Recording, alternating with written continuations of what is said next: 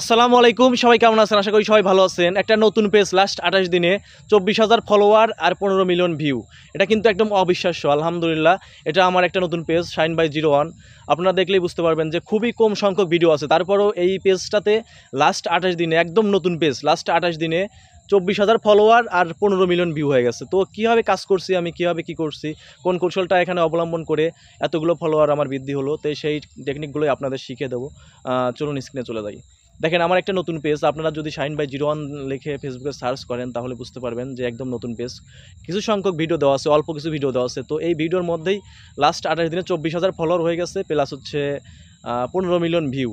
এটা কিন্তু একদম অবিশ্বাস্য। যারা নতুন কাজ করেন, ফেসবুকে ক্রিয়েট করেন, নতুন কাজ করেন, তারা বুঝতে পারবেন যে ফেসবুকের মধ্যে লাস্ট 28 দিনে মানে একদম সম্পূর্ণ নতুন পেজে ফলোয়ার বাড়ানো কতটা কষ্ট আর কতটা কঠিন। তো পেজটা যদি রানিং হয়ে যায় তো সেক্ষেত্রে আলাদা কথা, সবার তখন ভিউ বেশি হয়, সব কিছু বেশি হয়। তো লাস্ট 28 দিনে একদম সম্পূর্ণ নতুন পেজে কীভাবে আমি এতগুলো ফলোয়ার বৃদ্ধি করলাম, চলুন শিখিয়ে দিই সেই টেকনিকগুলো। ফার্স্ট অফ অল, আপনারা ফেসবুকের কিছু কৌশল আপনারা অবলম্বন করবেন। কৌশলগুলোর মধ্যে হচ্ছে প্রথম কৌশল হচ্ছে time to time video upload করতে হবে, টাইমিংটা মেনটেন করতে হবে। ফেসবুকের মূলত টাইমটাই সবচাইতে আসল জিনিস। টাইম যদি আপনারা মেনটেন করতে পারেন তাহলে ফেসবুকের মধ্যে 100% সফলতা অর্জন করতে পারবেন।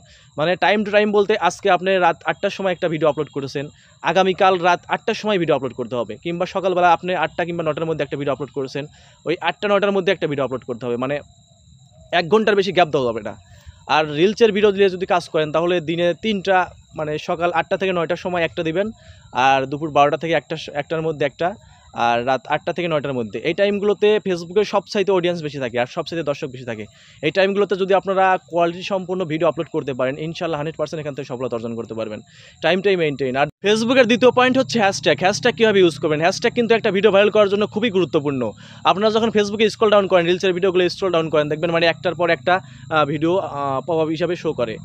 তো হচ্ছে একটা নতুন পেজের ভিডিও শো করতে পারে, পুরান পেজের ভিডিও শো করতে পারে, সবই আপনার হ্যাশট্যাগের খেলা। আপনার ভিডিও রিলেটেড 2-3টা হ্যাশট্যাগ দিবেন, এটা মাস্ট বি অবশ্যই দিবেন। আর রিলস হ্যাশট্যাগটা এটা রাখবেন মাস্ট বি।